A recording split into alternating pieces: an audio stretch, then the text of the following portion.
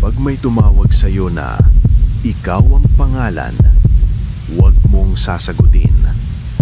May mga tawag na hindi mo dapat sinasagot, lalo na kung alam mong wala namang tao sa kabilang linya. Tuwing 12:00 ng gabi, may tumatawag sa telepono ni Marco at ang nakakatakot, pangalan niya mismo ang nakalagay sa caller ID. Lumipat si Marco sa isang lumang apartment na minana niya sa kanyang tiyuhin. Tahimik ang lugar, sobrang tahimik. Halos walang kapitbahay at ang tanging maririnig mo lang sa gabi ay ang hangin na dumadaan sa sirang bintana. May kakaibang pakiramdam agad siyang naramdaman sa unang gabi. Parang may nakatingin kahit wala naman siyang makita. Sa sala, may nakita siyang lumang telepono. Hindi ito nakakonek sa internet. Lumang landline lang na parang hindi na dapat gumagana. Habang papalapit ang 12:00 ng gabi, mas lalo siyang kinakabahan nang hindi niya alam kung bakit.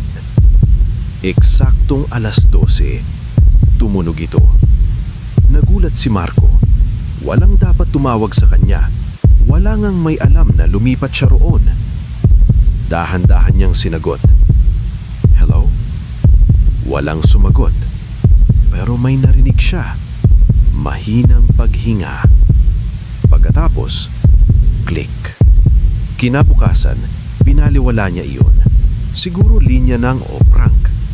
Pero nang sumunod na gabi, 12:00 ulit, tumunog ang telepono.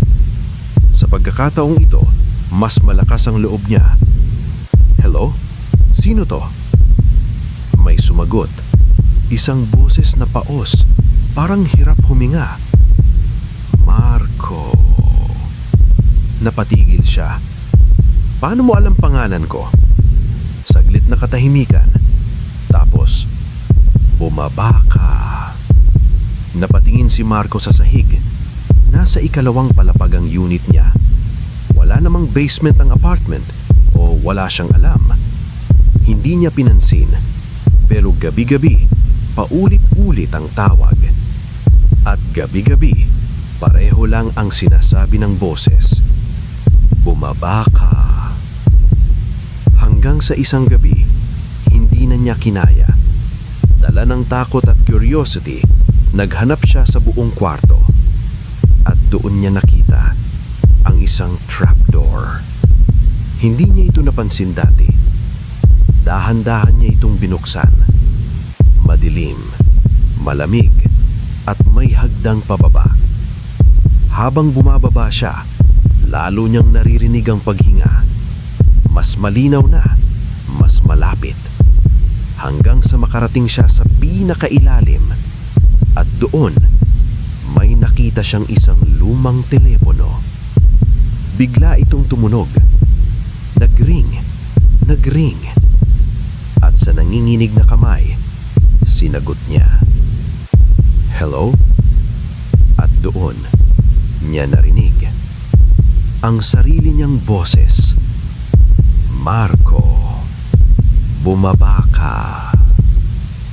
Bigla niyang napagtanto, hindi siya ang una, hindi rin siya ang huli.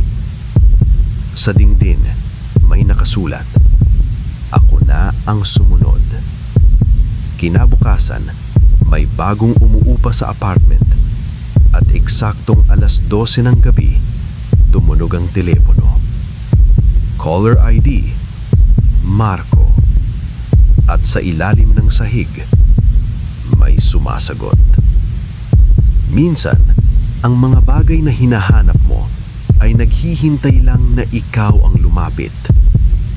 Kung ikaw ang tinawagan, sasagutin mo ba?